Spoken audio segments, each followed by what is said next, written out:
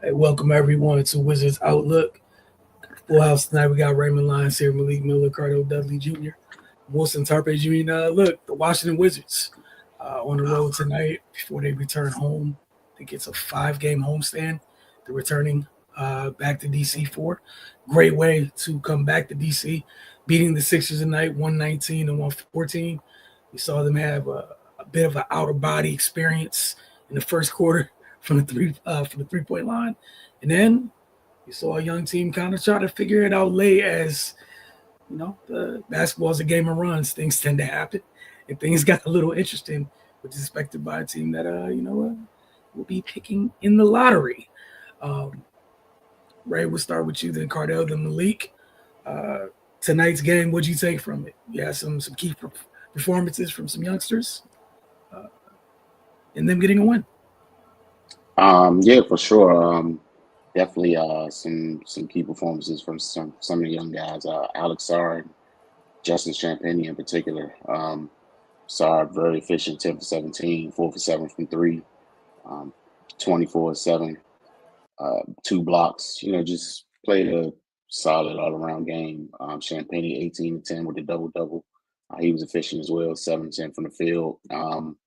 AJ Johnson, he didn't shoot the ball as well as those guys, but he was aggressive, man, which you want to see. He's starting to look more comfortable out there with the more opportunities he gets. So yeah, man, that's good to see a young guy just kind of continue to get his legs underneath him. But yeah, man, I mean, just two teams in similar positions duking it out, man. That's basically what we saw tonight. Wilson, you alluded to the Wizards' offensive explosion in the first quarter. Uh, Typically we see them on the receiving end of those types of outbursts, but unfortunately they were dishing it out tonight, and they pretty much were in control of the game until the end when things kind of got dicey. But it was just kind of last minute desperation from the Sixers. But it's those moments that kind of show up for the Wizards a lot at inopportune times. Um, Fortunately, they were able to get away with it tonight. But of course, against better teams, that's going to cost them severely. But yeah, man, I mean, we're in no position to not take wins. So if you're gonna put one in the W column, I ain't got no problem with that. But yeah, man, I mean, it's good to get one heading back home. And yeah, man, just like good seeing the young guys continue to develop. Vucevic as well off the bench, and Jalen Martin, they uh they combined for 29 points, 12 rebounds. So yeah, man, just everybody contributed. It was a good all around showing. Cardo. Yeah, for me, like Ray said, the first quarter kind of well it did. It set the tone. They came out blistering hot. Led by Sarr and Champagny. Um, 75% from deep in the quarter. That's big time shooting. Uh, that I mean, honestly, no team can really you can't deal with that. And if you want to allow a team to shoot that well from deep, go 9 or 12. Um, it kind of forecasts how this game will go. Yeah, and from that point on, it's an uphill battle. But you also know that no team can sustain that type of shooting. Like you have to really just implode defensively, just really not give it down for the rest of the game for them to just continue to shoot like this. So you knew the Wizards would come back down to earth, which they did, and it would be a game. Like Ray said, they both in the same position, headed for the lottery. Um, so they're trying out different guys from the G and stuff like that, adding that to the mix. So yeah, you're gonna see some chemistry woes, so to speak, from both teams. You saw that with the Wizards, with how the Sixers got down big, but were able to be in position to steal the game late. And but it's also good for the young guys to be in that position so they can learn how to take care of business and put games away. And that's why the big shot right here by Sarr late in the game was huge, man, because they had more, Sixers had momentum. Jeff Dowtin had just had the layup, and they needed a bucket bad, and Sar came up with one, man. And those are, look, again, I get it. I get what the situation is, but it's still a confidence booster knowing that you can come through in that position in that spot moving forward. And that's what the second half of the season is about as they move forward, pre-draft season and get ready for the draft. And some of these just taking the necessary steps to learn how to win games so that whoever they may add in the draft coming up or whatever they may do in the off season to try to bolster the roster next season, they can be in position to win a lot more games than they won this year, man. But, look, dominated games by Sar, 24-7. He's really come into his own, man, in every way, man. Like for him, he's understanding his spots, whereas early in the season, he was kind of living on the perimeter, trying to, jack up threes. You see him mixing it up more and then taking the threes as they come within the flow. And his game has been a lot better for it. We all know what he brings defensively. He's a run protector, decent rebounder. He can still be better in that area with his athleticism and size. And he can also get out on the perimeter and hold up against guards. So his potential and what he could be is something special. Like I said, with the talent and his promise, the Wizards haven't had a big like him in years. Like they with his potential, if he reaches it, the Wizards haven't had a big like him talent-wise in years. So he has a shot, man, to be kind of, he maximizes his potential to be challenging for All-Star games sooner than later, man, if he continues to keep getting better. And main thing, get stronger over the offseason. But yeah, they allowed the Wizards to damn near put up 50 in the quarter. It's hard to come back from that. Even though the Wizards still almost gave it back to them, it's hard to come back from that, man. That's just a half of work, honestly. So, the Wizards should have won this game, man. Justin Champagnie, double-double, 18 to 10. Can't say enough about him. Jordan Poole's efficient. Like the fact he ain't try to force things. He said he saw Shar, Penny had it going. Ray talked about Jalen Martin already. And Vucevic, what I'm saying, just we saw even the year before he got banged up. He's a super skilled footer. He's kind of in the same boat with Sar. One good summer in the weight room, they'll be really ready to go, man. You know what I mean? Like even that defensive play down late, Yabusele tried to take him, Euro stepped it, looked like he had a clear layup, and then Vucevic, recover and block that. And then Richie called it a goal to him, but then they, took it back because it was a clean block. That just shows you his promise defensively, especially with the game on the line. Like I said, it was down 3.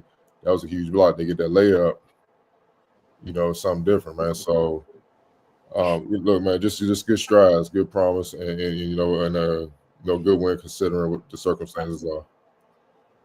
Malik, your take on Washington's 119-114 win over the Sixers on the road tonight.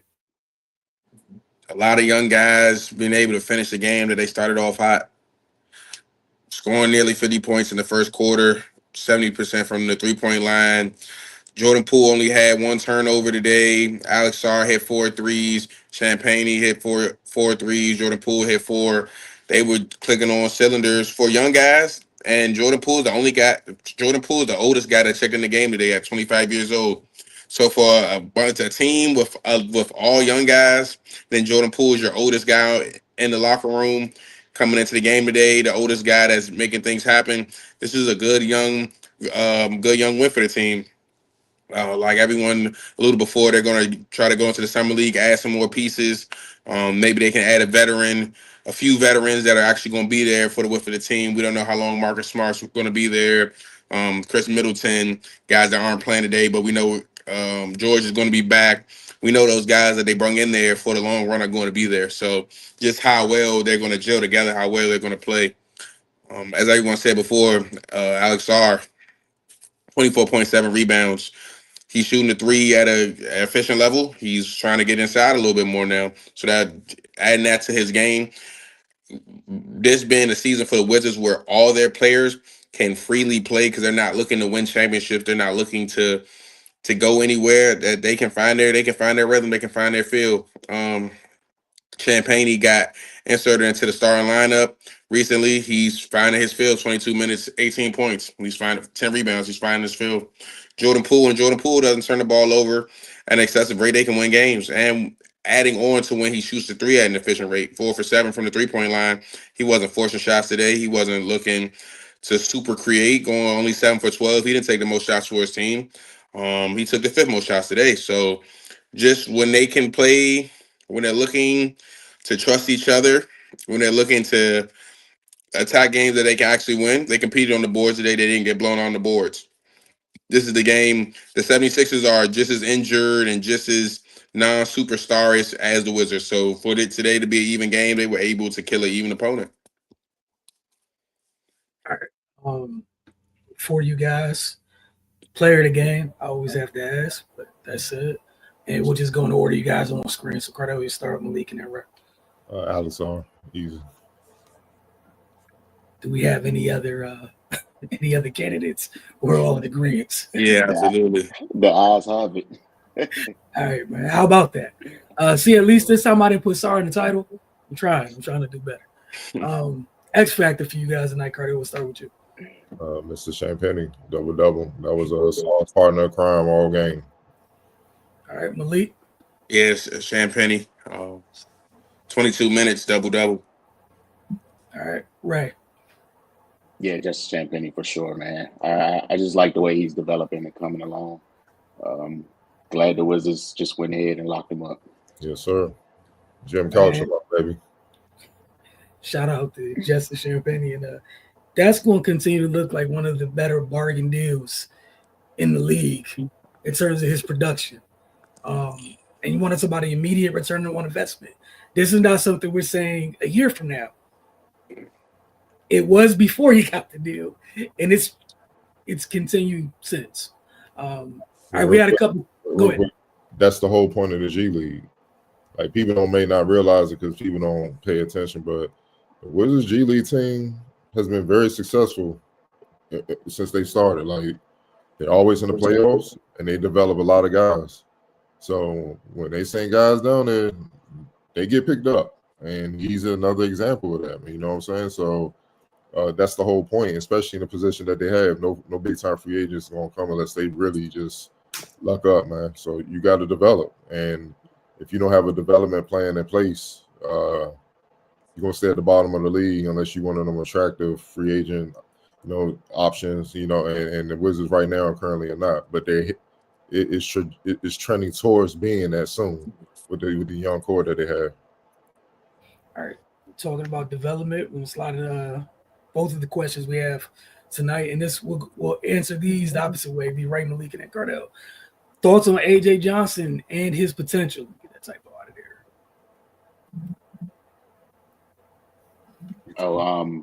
Yeah, I mean, young athletic guy, definitely needs more experience and just needs to kind of learn the NBA game. But the one thing that I see from him that I like is he's not bashful at all.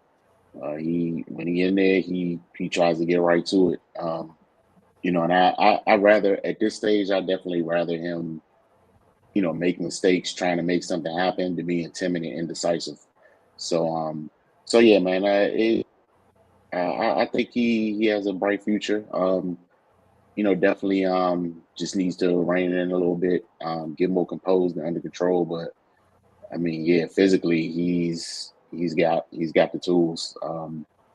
Just needs to develop his body a little bit more. And like I said, just learn the NBA game. And I think he'll be fine. Malik, your thoughts on AJ Johnson's potential going forward? With all the different pieces and opportunity plan for Washington gives you, I definitely think if he wants to make a name for himself, if he wants to find his clearest sense of where he fits in the NBA, the Wizards is a great team to go find that at. They're not going to give up on you as fast as other teams will, and they're trying to figure out their identity for themselves. For a guy that came overseas to play ball, he's young. He was born in 2004, 20-year-old, 6'5" young kid. about $160 right now, $170. So he can put on a little bit more muscle and just be mature enough to handle what he wants mentally. I definitely think he can get there. Cardell, AJ Yeah. Johnson. Yeah, super talented kid. You know, has the potential to be a lethal two-way guy. Like you're going to feel him on both ends. For him, it's just poise and the game slowing down for him. You could just tell the game looks very fast, so he's trying to get too fast and trying to make the play. You could just tell how he plays, man. But he got to learn how to just slow down sometimes, man. You know what I mean? He's just 100 miles per hour right now. That's just a sign of inexperience. You know what I mean? So, but you see the talent right there, especially when he get out in transition, he get out on the open court, man. He's a one-man fast break, and he's not looking to lay nothing up. He's looking to put any and everybody in the basket, which I love. Yeah, that's him, man. Just continuing to absorb the game from the guards, from even like Bud plays with a poise beyond his years, learning from him, even though they around the same age.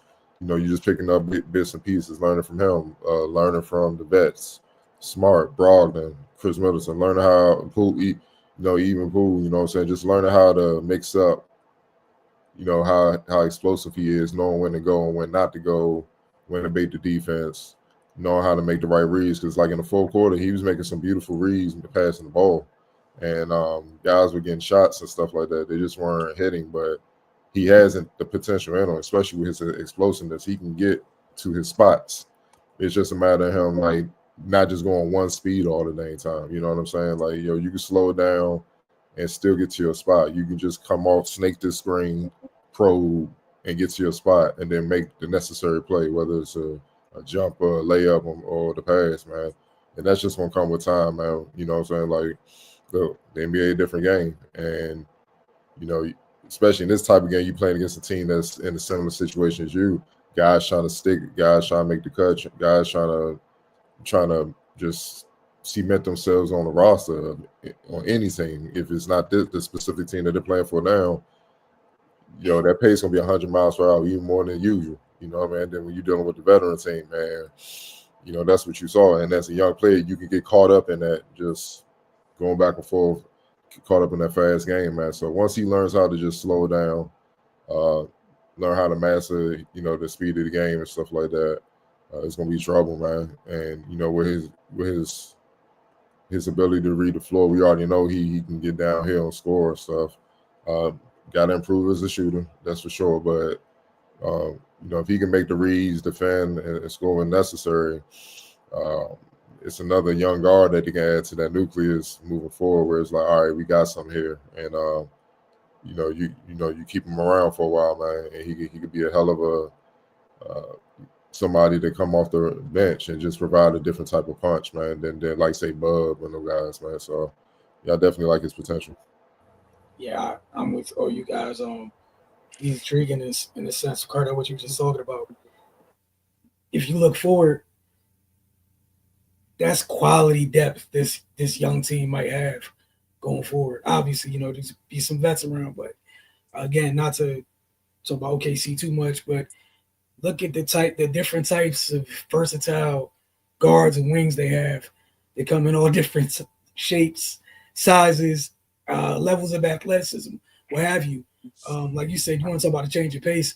That's hell. That could be hell in a couple years for teams. If you're dealing with Bub, you take Bub out. Here comes AJ. That's a whole lot to deal with. And again, those are the things where, again, just projecting for, not saying next year, just a couple years in the future possibly. That's how good teams advance in the postseason, is having quality depth. If you can continue to develop this youngster, that's yet another piece. We already talked about Champagne, where he's not as young as, like some of them are literally babies. He's not as young as them, but it's quality depth that you have, that you potentially have on your roster. So I'm very intrigued by him and looking forward to it. And the part about putting people in the rim, we've seen that numerous times since he's gotten minutes. I think first game he got minutes, he put somebody in the basket. Yeah, You know who it kind of remind me? Remember back in the day, the early 2000 Kings team, you had to deal with Mike Bibby, Oh, but and then Bobby Bobby Jack. Jackson to come Yeah. off the bench, and he that big, athletic, explosive guard. It's that kind of mix up that throws teams off or something like that. He just got to it, scoring buckets and stuff. That's what I mean. Yeah. As a great example. Again, that's a lot to deal with. It's a lot to deal with. It's not the same type of guard. Second question we had before we get out of here. Should Vucevic be seen as a key piece for the future for the front court depth? Ray, we'll start with you. He got to figure it out defensively. That's my main thing with him. He got to get in the weight room. Without those two things, he's not going to be able to contribute in the way that they need in that position anyway. So, I mean, if he can put the work in, then sure. Because I like what he brings on the other end, but like it's at this point on the defensive side, he's like super far behind, man. So that's got to be addressed before we can even start to talk about him being deeply involved in what they got going on. Malik, your thoughts on Vucevic and what he's been doing this year going forward? Obviously, we know where they might be picking. Rosters, there's certain spots on the roster might not get touched, but there's a lot of room. No, absolutely. To add on to the point, he just needs a bigger sample size. The Wizards, other than the backcourt, honestly, and Alex Sarr in the front court, they don't really have more guys in the front court that are solidified. So the guys on the team that aren't injured, if you're not injured, you're going to play. And if you're going to play, someone's going to fill up the stat sheet. But can he be trusted to play defense? Can he be trusted to get bigger and to play at the NBA level for the Wizards to be successful enough to give him a guaranteed "we need you" around? He hasn't played. He started playing in February. That's when he started getting more than 10 minutes in the game.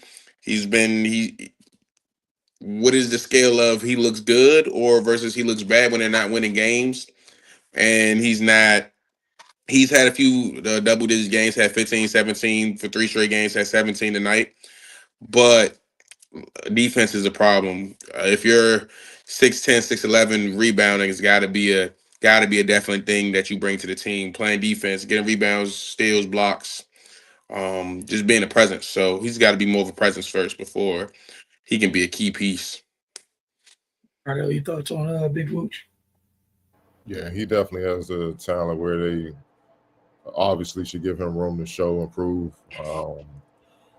The wild thing is when you look at the team's defensive rating, he's literally second. I ain't gonna say Jalen McDaniels because he's back and forth, man. But right now he's first on the team.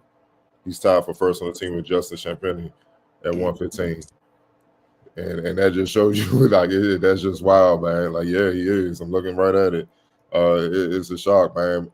But I get what y'all saying. It's more the inside when he got to deal with bigs and they post him up. That's when he gets in trouble. Now, when they try to attack him off the perimeter, like what you saw late tonight when he got the block, I think he's good because he's mobile and he's long and he's athletic. It's just when they make contact and start being physical with him where he gets in trouble. And you see that with Sarr as well, but Sarr puts up a little bit more of a fight.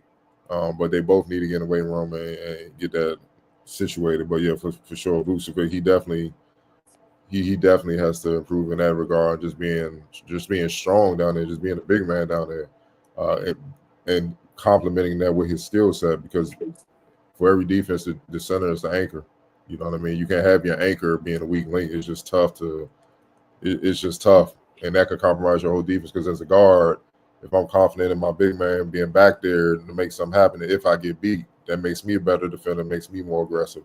If I don't have no confidence in the guy behind me, it's gonna make me be a little bit more passive, and it makes me, you know what I'm saying? The trust is not there, and then it makes your entire defense weak, and it don't take much for the league to in a sense spread, and then next thing you know, it's just a full blown water flow, and you can't do nothing, and now the whole defense just broke down, and everybody getting a bucket. You know what I'm saying? So He definitely has to improve, man. But overall, with his overall skill set, potential, and size, for sure, man. Yeah, he definitely should be a part of the future as far as all right.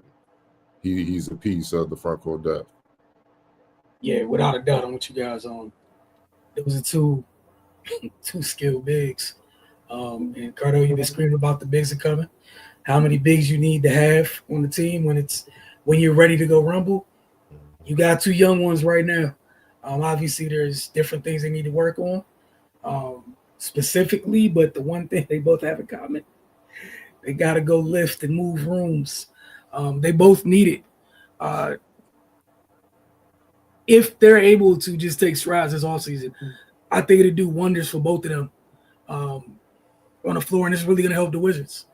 Like you mentioned, to different degrees, because obviously Sars is a different type of athlete than Tristan, but Tristan still moves well for a footer. If you got two bigs that move well enough in space, defensively, you're ahead of the curve. They just got, like you guys said, they got to get stronger to deal with their kind inside. Hold your own down and you're good. What you can do in terms of space is great. And then offensively, the spacing that you provide, both of them, is wonderful. But again, maybe he's open to mixing it up a little bit more inside if you can actually anchor inside sometimes. We know both of them. You talked about Sar finding his way as the season's going on, mixing it up and finding his way offensively. Again, I'm anxious to see if maybe with an additional influx of strength, does Vooch have a little bit more of that? That in his bag as well. Not in terms of attacking the same way Sar does, but just that it's more than just jump shooting. If you have the strength to go in there and take it, we've seen flashes of him cut and things like that. But yeah, man, I think they're in a good place. If you need bigs, you've been screaming it. You need bigs, you need bigs, you need bigs. And he's only 21, man. You see what I'm saying? Like they're both of them are super young. Sar's 19. Like them both the brothers are super young. So yeah, you can't just throw a talented, that type of talent just out on the street, man. You got to see if we can develop it and see where they at, man. Like they're nowhere near their prime. You know what I mean? And yeah, if he just get the mentality, some of Vucevic, if he just get the mentality like, I'm trying to be a standout defender. Like I'm not allowing that this year. Going in the next season, it's just a mentality and obviously smarts. But if he decides that I'm gonna be strong on that, he has the tools to be that. And it's just him telling himself that's what it's gonna be. And if he could bring it on that end, the way he can bring it on offense, come on, now you got a gem. Just it's problems. Yeah, and lastly, how many times we've seen this year, just in little spurts, they've had the luxury at times we've seen them on the court together. So again, if they both can make those strides, that's a nice little one. That's another nice wrinkle you can have. There's some nights in the league where you might need both of your bigs playing together to swing things in your favor. We want to appreciate you guys for checking with us after tonight's game. We'll see you guys tomorrow night, because Washington will be at home hosting the Indiana Pacers.